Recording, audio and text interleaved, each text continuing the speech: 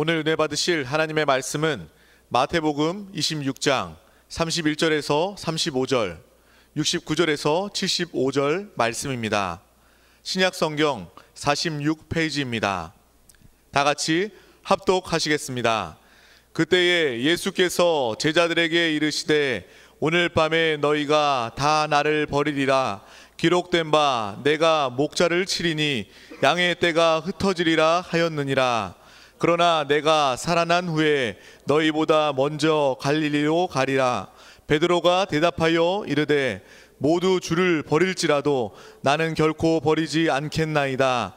예수께서 이르시되 내가 진실로 내게 이르노니 오늘 밤 닭 울기 전에 내가 3번 나를 부인하리라. 베드로가 이르되 내가 주와 함께 죽을지언정 주를 부인하지 않겠나이다 하고 모든 제자도 그와 같이 말하니라.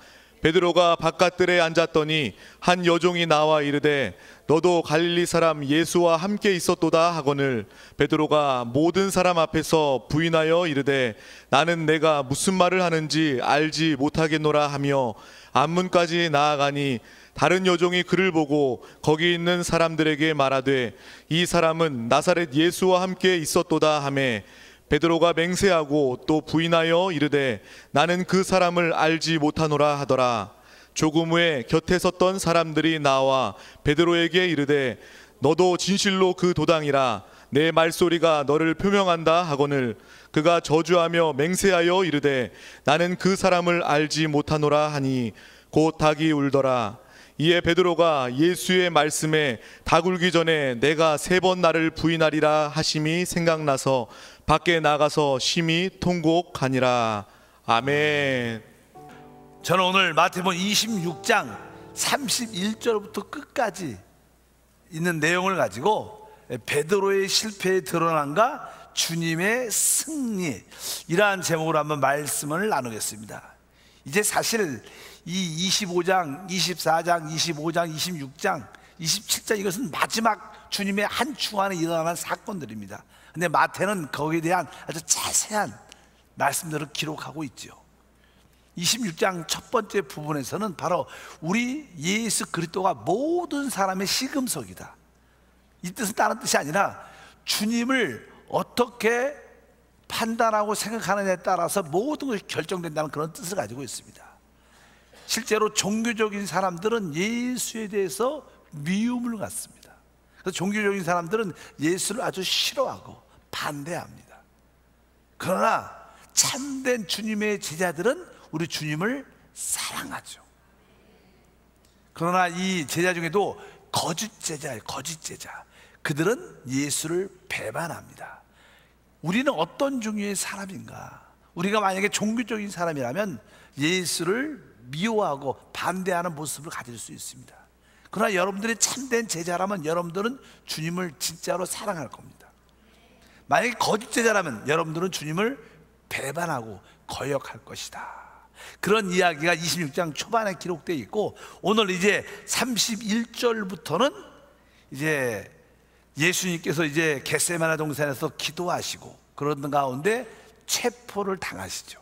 그리고 이제 재판받는 그런 이야기들이 쭉 기록되어 있습니다.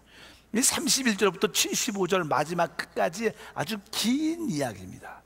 근데 여기 긴 이야기에 아주 자세하게 기록된 것 중에 하나가 베드로가 예수님을 부인하고 실패한 그런 사건을 아주 적나라하게 기록해 놨어요. 왜 이렇게 마태는 성령의 계시에 따라 이렇게 베드로의 실패에 대해서 이렇게 자세하게 기록해 있는가? 거기에서는 어떠한 뜻과 의미가 기록되어 있다는 거예요. 사실 하나님의 왕국, 하나님의 천국은요, 십자가의 죽음과 부활을 통해서 세워져요. 믿으시면 아멘. 그러니까 하나님의 왕국, 하나님의 나라, 천국은 어떻게 세워져요? 십자가의 죽음과 부활을 통하여 하나님의 나라가 세워지게 되어 있습니다. 이 두 가지를 통과하지 않으면 한 나라는 세워질 수 없다는 것입니다. 그런데 우리 주님은 바로 십자가의 죽으심과 부활을 기꺼이 아주 기쁨으로 그 길을 걸어갔다는 거예요. 그런데 이 베드로 같은 경우에는 바로 그 길에서 실패했다는 그런 뜻을 가지고 있습니다. 왜 베드로가 실패했는가? 실패한 이유 중에 가장 중요한 것은 우리는 이 땅에 태어날 때 선천적인 그러한 기질들을, 타락한 재성을 가지고 태어납니다. 뭐 천연적인 그 타고난 우리의 그러한 모습을 갖고 태어나죠. 근데 성경에 육으로 난 것은 육이다, 오직 영으로 난 것만 영이라는 그런 표현이 기록되어 있어요. 그러니까 하나님의 나라, 천국이란 모든 하나님의 왕국은 오직 성령을 통해서만이 세워질 수 있다는 거예요. 인간이 아무리 큰 능력과 지혜와 담대함을 가지고 있을지라도 천연적인, 선천적인 그러한 사람의 모습으로는 결코 천국이 세워질 수 없다. 아무리 베드로가 강한 의지가 있고 결단이 있고 어떤 지도자적인 그런 자질이 있을지라도 결국 사람의 천연적인, 선천적인 그런 모습은 실패할 수밖에 없다. 이것을 우리에게 보여주는 거예요. 그래서 우리도 주님의 길을 갈 수 있는 지혜와 은혜가 함께 해야 될 줄 믿습니다. 성경을 쭉 보면 우리 주님께서는 베드로에 대해서 아주 영적으로 훈련시키는 깊은 마음을 사실 갖고 있었어요. 베드로가 앞으로 유대인들의 복음의 증인이 될 것이고 예루살렘의 최고의 지도자가 돼서 많은 영혼을 하나님께 인도할 거라는 것을 알았기 때문에 베드로에게 많은 훈련과 연단을 허락하셨습니다. 마태복음에 보면 마태복음 4장 같은 경우에는 이제 그가 어부일 때 예수께 부름을 받게 되죠. 그리고 나서 마태복음 5장에 보면 이제 우리가 팔복의 축복 이런 이야기도 있고 산상수훈, 사실 거기에 높은 산에 올라가셔서 주님은 제자들에게 하늘나라 천국의 법을 가르쳐 주십니다. 그리고 나서 13장 같은 경우에 마태복음 보면 천국의 비밀도 제자들에게, 베드로에게 깨닫게 하고 가르쳐 주죠. 그리고 나서 베드로는 이제 바로 예수가 누구냐, 바로 예수 그리스도가 바로 하나님의 아들임을 고백을 하는 깨달음을 갖게 됩니다. 그럴 때 우리 주님이 바로 내가 네 믿음의 이런 반석 위에 내가 교회를 세울 것이다, 이런 교회에 대한 어떠한 계시도 주시죠. 그리고 이제 나를 따르려면 자기를 부인하고 자기 십자가를 지고 나를 따라라, 이런 훈련과 가르침을 지속적으로 베드로에게 주십니다. 우리들도 지금 영적으로 우리 주님이 개인적으로 여러분을 어떻게 훈련시키고 한편적으로 개인적으로 여러분을 양육하고 계세요. 어디서? 여러분 심령 안에서 계속 여러분을 통해서 하나님의 나라가 세워지기를 원하신다는 거예요. 또 베드로 같은 경우는 이제 베드로와 요한이 변화산에 올라갔을 때 베드로가 그런 고백하죠. 주여 여기가 좋사오니 하나는 모세를 위하여 엘리야를 위하여 주님을 위해서 초막 셋을 짓겠습니다. 그러니까 하늘에서 음성이 나죠. 아니다, 오직 너는 바로 내가 사랑하는 그 아들 예수의 말만 들어라. 그런 가운데 또 훈련을 받게 돼요. 왜? 베드로는 자꾸만 급하고 자기 주도적인 그런 성격을 갖고 있었기 때문에 항상 뭘 할 때마다 빨리빨리 시작하니까 실패를 많이 하죠. 그럴 때마다 우리 주님이 그걸 고쳐주십니다. 한편은 이제 모든 이스라엘 백성들은 성전세를, 인두세라는 성전세를 내죠. 그러니까 성전세를 받는 어떤 한 사람이 베드로에게 말하죠. 너희 주님은 왜 성전세를 안 내느냐? 그러니까 베드로가 성질이 급하니까 사실 그런 질문이 올 때마다 우리는 누구한테 물어봐야 돼요? 주님한테 물어봐야 돼요. 근데 베드로는 또 순간 우리 주님의 머리 대심을 까먹고 낸다, 내, 이렇게 대답을 하고 나서 주님한테 다시 한번 이야기를 하게 되죠. 원래 성전세는 이방인들에게 다른 사람이 받는 거, 그 성전의 왕의 아내들은 내지 않는다, 그런 표현으로 하면서 공과를 여러 가지 많이 배웁니다. 그러니까 이 베드로는 어느 정도 훈련이 된 사람이에요. 그런데도 오늘 말씀에 보면 베드로는 예수님을 3번 부인합니다. 그렇게 훈련받은 사람이 어떻게 보면 저만큼 훈련받지 않았을까. 근데도 역시 저도 부인할 수밖에 없는 그런 상황, 예수님을. 그건 사실이에요. 왜? 인간의 선천적인 혹은 타고난 그러한 인간의 모습으로는 절대로 천국을 세울 수 있지 않다는 거예요. 이것을 우리가 확실하게 배워야 돼요. 오직 하나님의 성령으로만이 하나님의 천국이 세워지는. 근데 아까 말씀드린 하나님의 성령의 역사는 우리가 십자가를 질 수 있어야 되고, 십자가의 죽음을 통과하고 부활을 통과한 자들만이 하나님의 나라를 이끌어올 수 있다. 또 우리 심령 안에 하나님 축복을 체험할 수 있다. 그래서 그래서 실제로 교회 생활 쭉 하다 보면 어느 때부터 하나님 축복을 받느냐, 진짜 십자가를 기쁨으로 질 수 있는 사람, 그럴 때 부활의 성령 역사를 체험한 사람들만이 진짜 하나님 나라의 축복을 이끌어올 수 있다. 우리가 영적으로 어릴 때는 일시적으로 그런 것을 누릴 수 있겠지만 그것은 맛보는 것이고, 진정한 축복은 다른 것이 아니라 십자가의 죽음과 부활을 통하여야지만이 하나님의 나라가 세워질 수 있다는 우리가 깨달음을 가져야 될 줄 믿습니다. 인간의 어떤 지력과 능력과 담대함과 모든 것으로도 결코 하나님의 나라를 세울 수 있지 않다는 것을 분명히 우리가 깨닫게 하기 위해서 하나님은 마태를 통해서 베드로의 그 실패를 적나라하게 말합니다. 뭐 베드로가 틀렸다 이런 뜻이 아니라 우리에게 그러한 모습을 보여주면서 우리 스스로 자신을 신뢰하지 말고 오직 성령만이, 그래서 베드로가 결국 사도행전 2장에 보게 되면 성령으로 충만을 받죠. 이 성령은 뭐예요? 부활의 영입니다. 성령은 십자가의 죽음과 부활을 통하여 주어진 우리에게 오신 영이기 때문에 베드로가 성령으로 충만을 받으니까 그때부터 부활한 베드로가 강력하게 하나님의 복음을 증거하니까 3,000명, 5,000명이 회개하고 돌아오는 놀란 역사가 시작된다. 이런 뜻을 우리에게 설명하는 것이다. 그래서 여러분들도 하나님의 나라의 임재와 하나님의 나라를 이끌어오고 하나님 축복을 누리려면 십자가를 질 수 있는 마음, 그리고 부활의 과정을 통과하는 그런 믿음을 한번 사모하기를 축복합니다. 좋은 것만 좋은 것이 아니라 이러한 과정을 우리가 이해해야 될 것이다. 이런 뜻으로 이 마태는 아주 31절부터 75절까지 길게 자세하게 그런 내용을 기록한 것을 우리가 분명히 알아야 될 줄 믿습니다. 베드로는 우리가 알다시피 끝까지 나는 주님을 어떻게 해요? 따르겠다, 이렇게 생각을 많이 했죠. 이제 하나님께서 목자를 치면 양떼들이 다 흩어질 것이다. 그러므로 너희가 오늘 밤 나를 다 버릴 것이다. 그러니까 베드로가 고백하죠. 주여, 모든 사람은 다 버려도 나는 끝까지 주님을 버리지 않겠습니다. 이렇게 말합니다. 그리고 나서 또 한마디 더 하니까 또 베드로가 또 한마디 더 하죠. 내가 주님과 함께 죽을 망정 나는 주님을 부인하지 않겠습니다. 이렇게 말을 하니까 네가 오늘 다루기 전에 나를 3번 부인할 것이다. 그런 말씀을 주님이 해주시죠.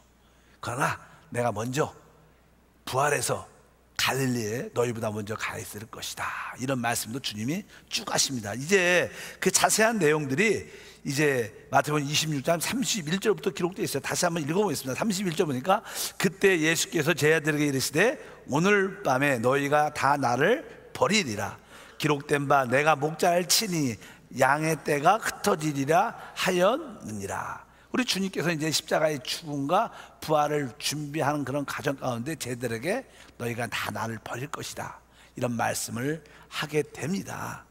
그리고 나서 이제 뭐 그들이 결코 주님을 버리지 않겠습니다, 그런 말을 해도 우리 주님은 그냥 사람들의 상태를 다 아시니까 그들을 판단하고 정죄하는 그런 모습이 아니라, 그리고 나서 그냥 제자들과 함께 겟세마네 동산에 가서 기도를 하러 올라가십니다.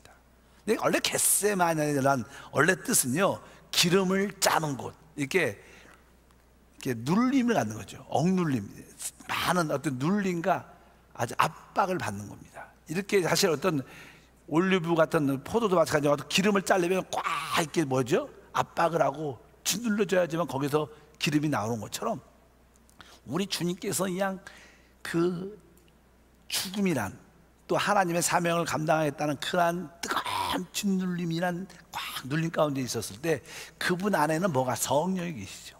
성령의 기름이 결국 흘러나오는 거예요. 그래서 우리도 종종 참된 우리의 신앙이라면 우리가 이렇게 겟세마네 눌림을 받고 핍박 가운데 있을 때 죽는 것 같지만 사실 우리 안에 계신 성령이 흘러나오는 길이 된다. 여러분 안에도 성령이 계시죠.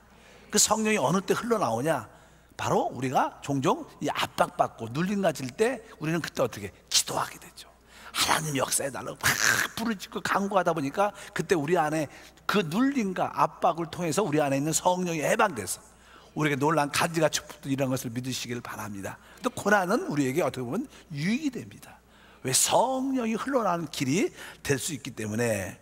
그리고 이제는 주님은 이제 제자들과 함께 기도하시죠. 아마 제자들과 좀 떨어져서 기도해야 하신 것 같습니다. 그래서 주님께서 뜨거운 저기 기도하시고 제자들한테 첫 번째로 이렇게 오시니까 제자들이 아주 비몽사몽 졸고 다 자고 있었어요.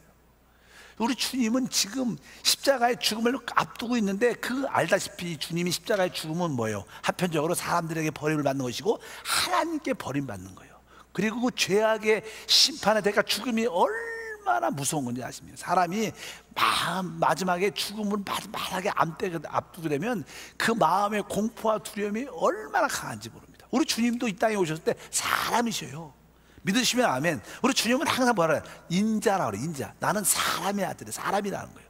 그분이 이 땅에서 모든 과정을 겪었을 때 그분은 사람으로 우리가 똑같이 과정을 할 것입니다. 그분도 그 안에 뭐가 있어요? 두려움이 있죠. 슬픔이 있고 고통이 있었습니다. 왜? 앞으로 이 십자가의 고통이 처절한, 알다시피 양손과 양발에 큰 대못이 박혀갖고 6시간 절규하는 그런 모습이 다 보여지는데, 그것을 받아들여야 되니까 마음의 슬픔과 연민도 또 고통스러운 그런 마음을 갖고 제자들한테 딱 왔는데 다 자고 있으니까 우리 주님께서 할 말이 없겠죠. 너희가 나와 좀 같이 있었으면 좋겠다. 그리고 다시 두 번째 기도하러 가십니다. 두 번째 다시 너희가 좀 깨어서 기도하라고 말씀하시고 다시 기도하러 또 가셔서 기도를 열심히 하시고 다시 두 번째 와보십니다. 그래도 제자들이 계속 자고 있었어요. 아마 유월절 잔치 그날 아마 제자들이 아주 여기저기 뛰어다니면서 아주 피곤했을 거예요. 그러니까 몸이 피곤하니까 기도도 안 되고, 주님과 함께 기도해야 되는데 너무 체력이 안 되고 너무 지치니까 그들도 잘 수밖에, 눈이 계속 감기는 거예요. 그럴 수밖에 없는 것이 우리 사람들의 모습입니다. 그래도 그냥 주님께서 그들에게 이렇게 말씀합니다. 40절과 41절에 보니까 제자들에게 오사 그 자는 것을 보시고 베드로에게 말씀하시되 너희가 나와 함께 1시간도 이렇게 깨어 있을 수 없더냐. 시험에 들지 않게 깨어 기도하라. 마음에는 원이로되 육신이 약하도다. 두 번째 오셔서 특별히 많은 제자가 있지만 누구에게 말씀했어요? 베드로에게 말씀하셨다. 우리 주님은 특별히 베드로가 앞으로 하나님께 쓰임받기 위해서 어떤 과정과 훈련과 그 깨어짐의 과정을 통과하니까 베드로라는 이름이 특별히 지어요. 너희는 왜 나와 1시간도 깨어서, 우리가 하루에 1시간 정도는 적어도 기도해야 시험을 이길 수 있습니다. 우리는 이 육체를 갖고 있기 때문에 우리 항상 우리에겐 육신의 정욕, 안목의 정욕, 이 세상의 자랑들이 늘 우리에게 홍수처럼 늘 우리 안에 들어옵니다. 우리가 기도하지면 거기에 미혹에 쓰러질 수밖에 없다는 거예요. 쟤들에게 너희가 나와 1시간 동안 깨어 있을 수 없느냐 그러면서 다시 한번 오늘 뒤에 보니까 시험에 들지 않도록 깨어 기도하라. 마음은 원하지만, 우리의 영은 원하지만 우리의 육신이 약할 때가 많죠. 어쩌든지 여러분도 야 내가 기도해야 되는데 그런 마음은 알지만 피곤해서 기도하지 못하고 그냥 자고, 기도하지 못하고 다시 일할 수밖에 없는 그런 모습을 우리가 많이 가지지만, 어쩌든 우리는 우리의 영이 깨어서 기도하는 마음의 상태를 유지할 필요가 있다. 그리고 주님은 다시 한번 기도하러 가십니다. 또 기도를 뜨겁게 하시고 이제 기도를 딱 마치시죠. 세 번째 기도를 딱 마치시고 답을 딱 내신 거예요. 그래, 하나님의 뜻이 바로 십자가의 죽음을 통해서 많은 영혼들이 구원받고 이것을 통하여 하나님께서 영광 받으시고 하나님의 생명 역사가 나타나는 것을 확실히 다시 한번 확인하면서 딱 털죠. 그래, 기쁨으로 죽자. 그리고 나오셔서 제자들을 깨우시면서 자 일어나자, 이제 나를 잡으러 오는 자가 가까이 왔다, 이렇게 말씀하면서 이제 제자들을 깨우는 그런 말씀이 기록되어 있습니다. 그래서 그렇게 말씀을 합니다. 여기서 나는 우리가 가정을 보죠. 우리 주님은 항상 이렇게 깨어 있었는데 제자들은 그렇지 못했다는 거예요. 그러니까 우리가 영 안에 있지 않으면요 절대로 주님이 가신 십자가의 죽음과 부활의 길을 갈 수 없다는 거예요. 우리 육신으로 천연적인 모습으로 절대 갈 수 있지 않다. 어쩌든지 여러분들도 영 안에서 성령이 충만해서 승리하는 우리 모두가 되어야 될 줄 믿습니다. 그런 가운데 이제 가론 유다가 이제 장로들과 대제사장들의 사람들이 보낸 사람들과 함께 이렇게 성경에 쭉 보니까 칼과 뭉치를 가지고 예수님을 잡으러 오는 그런 사건이 기록돼 47절에 보니까 써 있습니다.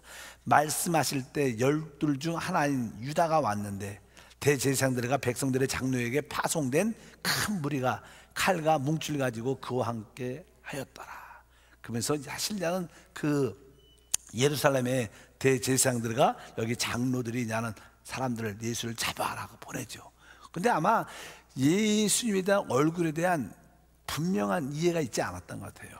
자주 볼 수도 없었으니까 누가 예수인지 모르죠. 또 12제자가 늘 함께 했기 때문에 어떤 사람들이 잘 모르는 것처럼, 그래서 그냥 가론 유다가 내가 그 볼에다가 입을 맞추는 그 사람이 예수다, 그 사람을 잡으면 된다 그러면서 가까이 예수님 앞에 와서 예수님 앞에 이렇게 볼을 맞추죠. 그런 이야기가 그냥 다른 성경에도 쭉 기록되어 있습니다. 그런 가운데 이제 이 칼과 뭉칠든 사람들이 예수를 잡으려고 딱 하니까 베드로가 그 순간에 칼을 쫙 빼갖고, 알다시피 그 예수를 잡으려 한 사람의 종을 어떻게 딱 내리치는데 아마 살짝 피해서 그런지 귀에 맞아서 귀가 잘려졌다, 이런 이야기가 기록되어 있어요. 근데 누가복음 같은 경우에는 예수님께서 그 귀를 다시 붙여주는 그런 사건도 기록이 되어 있습니다. 그러니까 우리 주님은 그러죠. 베드로에게 네 칼을 내 그 칼집에 다시 집어넣어라 그러면서 하신 말씀 중에 하나가 이렇게 말하죠. 53절과 54절에 다 같이 읽어보면, 너는 내가 내 아버지께 구하여 지금 12군단이 더 되는 천사를 보내시게 할 수 없는 줄 아느냐? 내가 만일 그렇게 하면 이런 일이 있으리라 한 성경이 어떻게 이루어지겠느냐 하시더라. 여기 보면 54절에 이런 일이 있으리라 한 성경, 이런 일이 뭡니까? 바로 예수님 십자가에서 죽으심이 예언되어 있기 때문에 성경의 예언이 이루어져야 되지 않겠느냐. 그러니까 주님의 뜻은 뭡니까? 바로 하나님의 말씀이 이 땅에서 이루어지는 그 일을 행하러 오셨다는 거예요. 바로 그래서 우리가 저항하지 말고, 베드로야 잠잠하라. 항상 우리가 기도하지 않으면 항상 우리는 많은 문제를 일으키게 돼 있어요.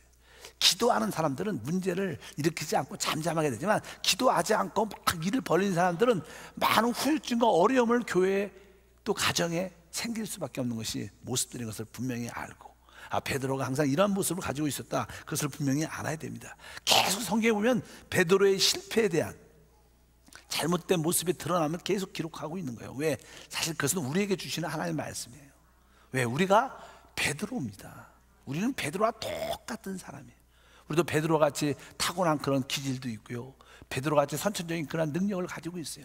어쩌든지 주님과 상관없이 내 열심으로 하나님을 기쁘게 하려고, 내가 하나님을 지키려는 그런 의도를 많이 갖죠. 종종 우리는 복음을 전할 때도 하나님을 자꾸만 변호하려는 그런 마음의 자세, 하나님은 변호하는 거 좋아하지도 않습니다. 그냥 하나님은 하나님이십니다. 남들한테 하나님을 설득시킬 필요도 없어요.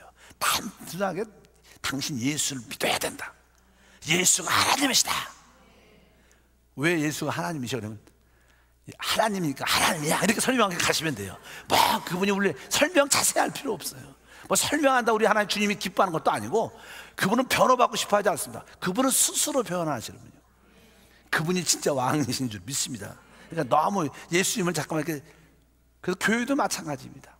자꾸만 보호하려는 너무 모습을 갖지 말고 담대하게 진리를 선포하는 그런 담대함이 우리 가운데 함께할 줄 믿습니다. 이러한 베드로의 연약한 모습이 있지만 그도 성령 충만하니까 부활한 베드로의 모습을 우리가 가질 수 있다. 우리도 연약하지만 우리도 성령으로 충만하면 부활을 통과한 베드로의 그 능력과 은혜도 우리 가운데 함께할 줄을 믿습니다. 이제 예수님은 이렇게 붙잡히게 되죠. 그리고 이제 이 공회에 가서 재판을 받게 됩니다. 공회라는 것은 사내들인 건데, 거기는 나는 대제사장들과 장로들이 주축이 된 유대인들의 아주 최고의 기관입니다. 거기서 그냥 거짓 고소를 많이 당합니다. 그래도 거짓 고소로 인하여 부당한 여러 가지 일들을 당하지만 주님은 그런 거짓 고소에 대해서 한마디도 변호하지 않습니다. 왜? 주님은 답을 내셨어요. 겟세마네에서 그래, 내가 십자가에 죽기로 작정이 되고 결단하셨기 때문에 어차피 죽을 건데 누구한테 변명할 필요도 없고, 아무리 부당한 고소 잘못된 이야기를 해도 주님은 반응하지 않고 침묵을 지키고 그쵸, 그냥 가만히 있었어요. 그러니까 아주 답답하죠. 이 재판하는 사람들, 그 공회 사람들이 좀 무슨 말을 해야지 말이 될 텐데 대답도 한마디도 안 하고 계시니까 대제사장이 질문을 한 가지 합니다. 그 질문이 뭐냐면, 내가 대제사장의 이름으로 또 하나님의 이름으로 너한테 물어보겠다. 그러면서 네가 진짜 하나님의 아들이냐 이걸 물어봐요. 하나님의 아들이냐 이렇게 말합니다. 성경은 이렇게 기록합니다. 내가 너로 살아계신 하나님께 맹세하게 하노니 내가 하나님의 아들 그리스도인지 우리에게 말하라. 그러니까 주님이 특별히 대제사장이니까, 그 당시냐는 그래도 이스라엘이 하나님의 나라였고 최고의 권위가 대제사장이니까 그 권위에 순복하는 그런 마음으로 여기에 대해서 대답을 한마디 딱 하죠. 주님이 이렇게 대답하십니다. 64절입니다. 다 같이 읽어보니까 예수께서 이르시되 내가 말하였느니라. 그러니까 내가 하나님의 아들 그리스도냐? 그러니까 우리 주님께서 내가 그리스도다 이렇게 말하지 않고, 뭐 대제사장이 질문하죠. 네가 하나님의 아들 그리스도냐? 그러니까 네가 말하였느니라 이렇게 말한 거예요. 아주 지혜가 있으시죠. 그렇게 말한, 네가 말하였느니라. 그러면서 그러나 내가 너에게 이르노니, 다 같이 읽어보면 이 일 후에 인자가 권능의 우편에 앉아 있는 것과 하늘 구름 타고 오는 것을 너희가 보리라 하시니. 이후에 인자가 여기 나오죠. 우리 주님 뭐라 그래요? 자기를 항상 인자라고 말합니다. 인자, 사람의 아들.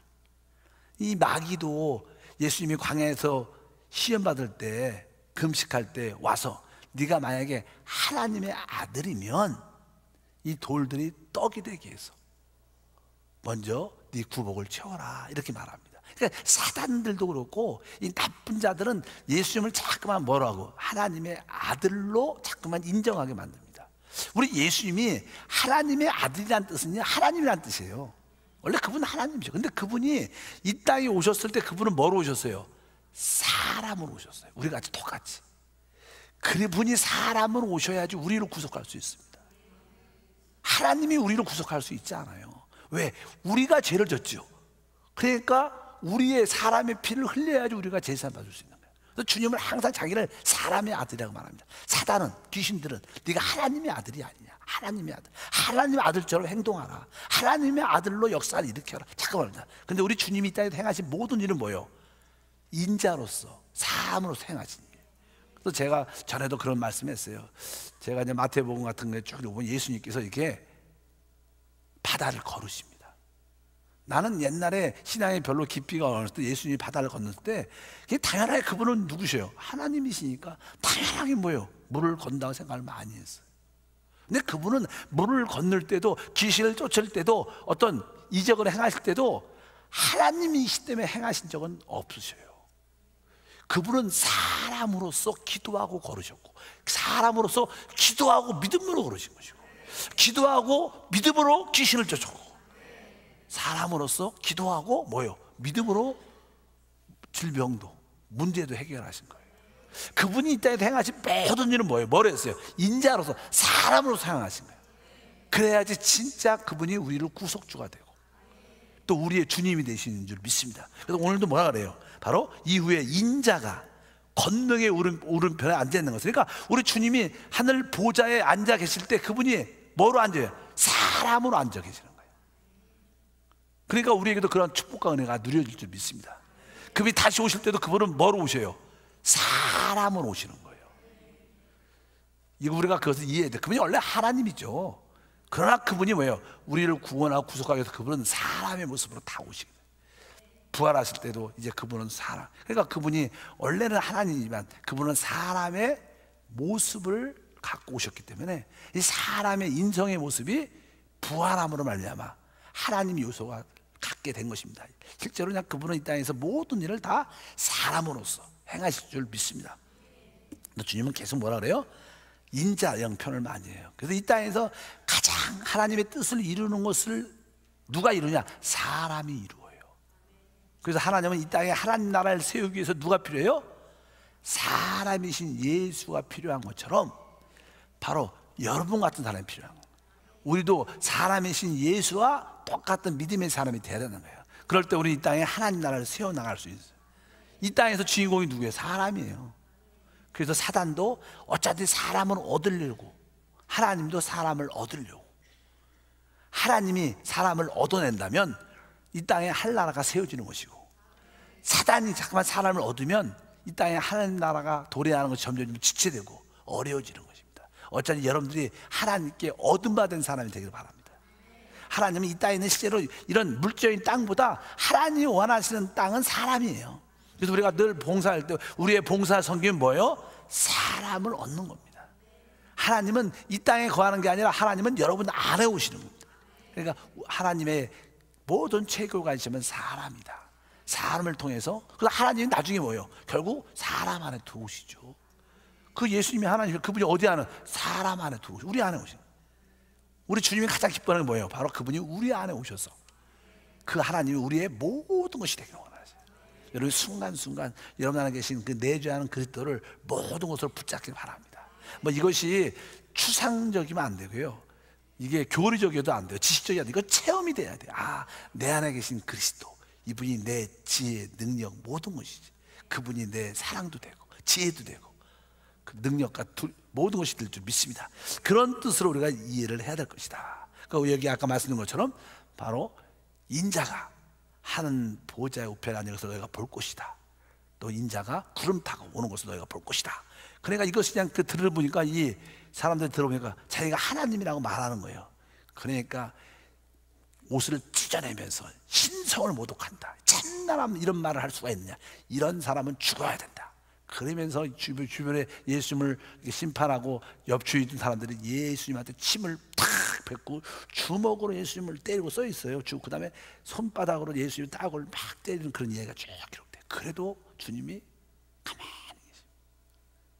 얼마나 처절한 어떤 비난과 더러움과 모욕을 받습니까? 예수님께 많은 사람들이 침을 쫙 뱉고 주먹으로 예수님을 때리고 손바닥으로 예수님을 따구를 때리면서 비난하고, 이런 사람은 죽여버려야 된다. 그런 사건이 쭉 여기 성경에 기록되어 있습니다. 그런 일이 한편적으로 일어나죠. 근데도 주님은 흔들리지 않죠. 진짜 승리하신 분입니다. 믿으시면 아멘. 죽기로 작정하셨으니까 어떤 것도 두려워하지 않는 거예요. 기분 나빠하지 않고 묵묵히 있습니다. 그런 가운데 예수님이 재판받는 모습을 몰래 들어와서 봤던 베드로에 대한 이야기가 그 다음에 쭉 기록되어 있죠. 아까 읽어봤어요. 그러니까 69절 읽어봤죠. 읽어보니까 베드로가 바깥들에 앉았더니 한 여종이 나와 이르되 너도 갈릴리 사람 예수와 함께 있었도다 하거늘 베드로가 모든 사람 앞에 부인하여 이르되 나는 내가 무슨 말을 하는지 알지 못하겠노라 하며, 첫 번째 어떤 작은 여종이 당신도 예수와 함께 있었다. 그러니까 부인하죠. 나는 네가 하는 말조차를 모르겠다. 무슨 말인지 모르겠다. 이게 예수를 부인하죠. 부인. 그 다음에 또 이제 그래서 그냥 그 자리가 좀 불편하죠. 이렇게 앉아 있는데 그 이야기를 하니까 좀 자리를 옮겼죠. 이게 옮기는데 또 다른 사람 한 여자가 또 말을 하죠. 71절에 보니까 그래서 좀 자리를 옮기면서 앞문까지 나가면 읽어보니까 앞문까지 나아가니 다른 여종이 그를 보고 거기 있는 사람들에게 말하되 이 사람은 나사렛 예수 함께 있었도다 하매 베드로가 맹세하여 또 부인하여 이르되 나는 그 사람을 알지 못하였노라 하더라. 두 번째는 어떻게 해요? 첫 번째는 부인하죠. 나는 그런 이야기 하는 말도 무슨 말인지 이해가 안 가. 그 사람 알 수도 없어. 이게 부인하는데 두 번째 어떻게? 맹세하면서 난 진짜, 예를 들어서 맹세하잖아. 만약에 내가 진짜 이거 사실이면 내가 내 성을 간다 막 이런 거잖아. 이름을 바꾼다 막 이런 말에 이렇게 말을 하는 것처럼 맹세해갖고 나 진짜 절대로 모른다 이런 말을 하죠. 그러면서 나는 자리를 살짝 옮기려고 그러는데 또 한 사람, 옆에 있는 사람이 내가 네 말투를 들어보니까 너 갈릴리 사람이야. 너도 그와 한패야. 이런 얘기를 딱 하니까 그 다음에 또 대답을 하죠. 74절 보니까 그가 저주하여 맹세하여 이르되, 세 번째는 뭐 어떻게 했어요? 예수님을 저주했다는. 처음에는 이렇게 부인해요. 두 번째는 맹세까지 하면서 부인하고, 세 번째는 그냥 욕을 하면서 저주하면서 이렇게 예수님을 부인을 하는데 그때 닭이 꼬끼덕 이렇게 울었다. 그러니까 예수님께서 내가 닭이 울기 전에 나를 3번 부인할 거야. 그 말씀이 생각이 딱 나죠. 성경에 75절에 이렇게 기록합니다. 이에 베드로가 예수의 말씀에 닭 울기 전에 내가 3번 나를 부인하리라 하심이 생각이 나서 밖에 나가서 심히 통곡하니라. 이렇게 말합니다. 베드로는 내가 다른 사람은 다 버려도 주님 진짜 나는 버리지 않을 겁니다. 난 주님과 함께 죽으면 죽었지 주님을 부인하지 않을 겁니다. 이렇게 아주 단호하게 결단의 의지를 가지고, 실제로 베드로는 그런 선한 마음이 있었어요. 난 진짜 주님 버리지 않을 것이고 주님과 같이 죽으면 죽었지 난 예수님 부인하지 않은 거야.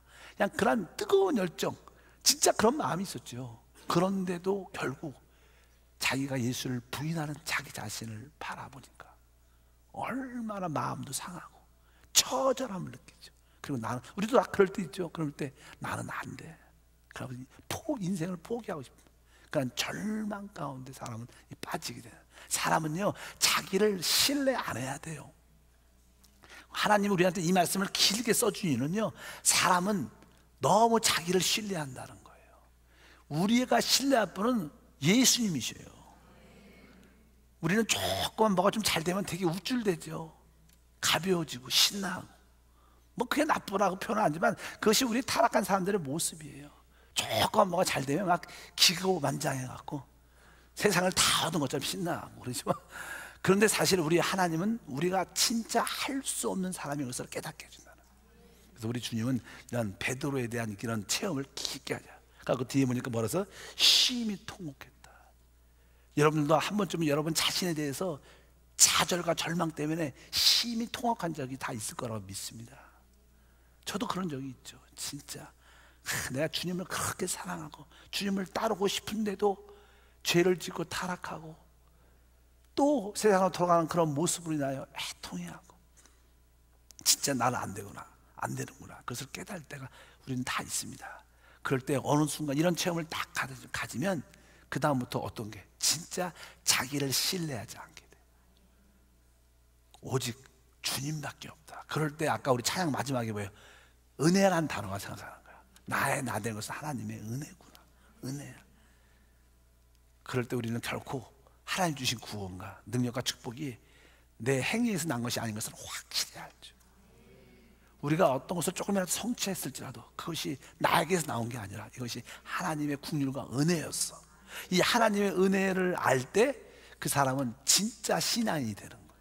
진짜 하나님의 축복을 누리게 되는 통로가 될 줄 믿습니다. 여러분들이 베드로처럼 이런 가정을 알기 모르게 다 하나님께 한번 통과하게 돼요. 우리 한세 성도님들은 이런 경험이 빨리 됐을 거예요. 또 이런 메시지를 많이 들었기 때문에 보통 사람들은 이런 영적인 과정을 모르면요, 실패하면 또 열심히 해보려고 그래. 또 실패하면 또 더 열심히 해보려고. 3일 금식했는데 안 돼? 내가 5일 해. 5일 해도 안 돼. 그럼 어떻게 10일 해도 안 돼. 여러분, 금식을 너무 길게 해도 사실 보통 금식 안 해도 깨진 마음을 가져야 돼요. 하나님께서 원하시는 제사는 상한 심령이에요.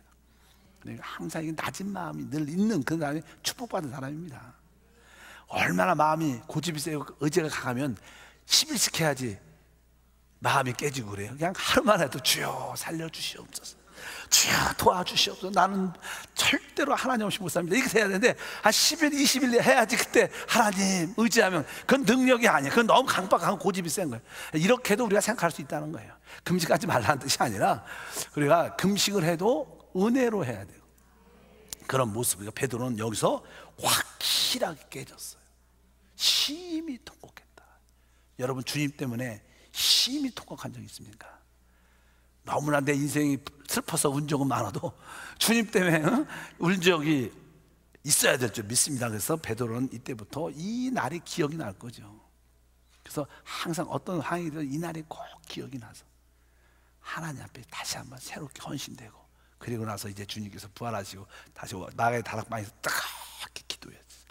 진짜 여기서 자기가 죽은 거죠. 아까 십자가의 하나님 나라는 십자가의 죽음과 부활을 통해서만 세워줄 수 있다. 여기서 나는 베드로가 확실히 자기가 죽죠. 힘이 통곡하고 나는 끝이야, 확실히 내적으로 느꼈어요. 그리고 나서 좀 시간 지나니까 뭐가 있어? 부활의 성령이 임한 거예요. 성령 임하니까 그때부터 진짜 하나님의 일꾼이 되어지는 놀라운 역사가 그에게 나타날 줄 믿습니다. 그래서 우리는 선천적인 천연적인 우리의 모습으로 절대로 천국에 들어갈 수 있지 않고 하나님을 위해서 봉사할 수 있지 않다.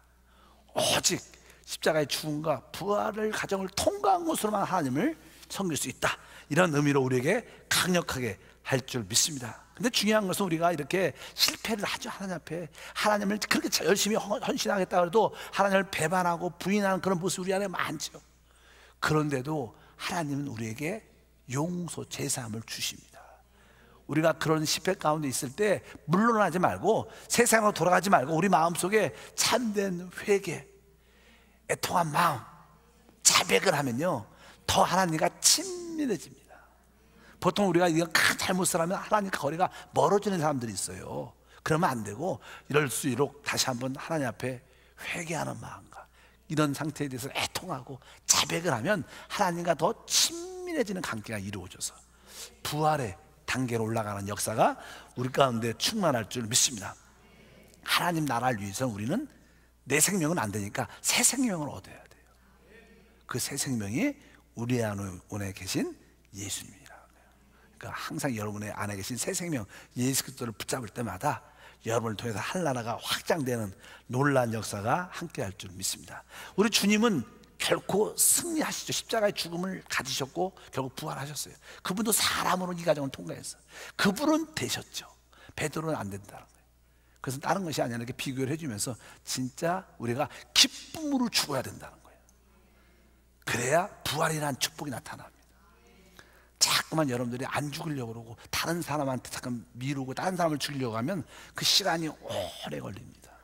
하나님 축복이 오래 누리는데 오래 걸립니다. 그래, 깨끗이 죽고 깨끗이 털자. 물질도 그래. 물질도 우리 성도들이 물질의 축복을 누리기가 생각보다 쉽지 않죠. 왜? 물질은 심어야 거두는 거예요. 항상 물질을 낼 때는 항상 손이 떨리게 돼 있어요. 마음이. 그 쉬운 게 아닙니다. 조금씩 여러분들이 이렇게 사업이 잘 돼가고 액수가 늘어나 봐. 손이 더 떨려요. 그 쉬운 게 아닙니다. 그래서 하나님께 드리는 그 예물은 바로 날마다 헌신이고 내가 죽는 고백이에요. 십자가의 죽음을 통한 뭐가 나요? 부활의 영광이 나다. 여러분들이 그런 결단 가지셔서 한번 나가보시면 하나님이 세워주는 역사가 함께할 줄 믿습니다.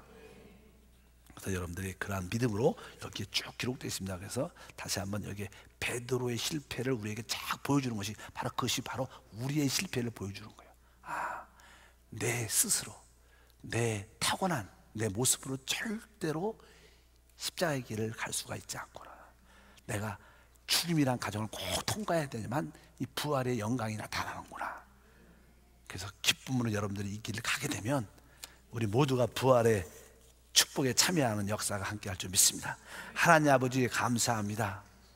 오늘 다시 한번 베드로가 하나님 안에서 처절하게 실패하는 모습이 이게 드러남으로 그가 자기를 신뢰하지 않고 기쁨으로 주님의 십자가를 받아들이는 참된 죽음 안에 들어가서 결국 부활의 영광을 체험하는 축복을 누리게 되임을 믿습니다.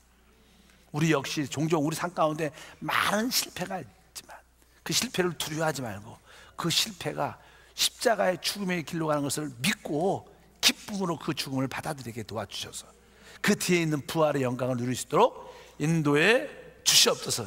다시 한번 베드로처럼 절대 우리 자신을 신뢰하지 않고 우리 자신을 의지하지 않고 오직 주님만을 붙잡는 믿음의 사람 되게 하옵소서. 우리 심령에 한 번쯤은 다 베드로처럼 심히 통곡한 기억을 다 갖고 있습니다. 우리 자신에 대해서 우리 신뢰했던 모든 것에 대해서 다시 한번 심히 통곡하고 다시는 우리 자신을 신뢰하지 않는 믿음의 사람이 될 것을 확신합니다. 주 예수 이름으로 기도함나이다. 아멘.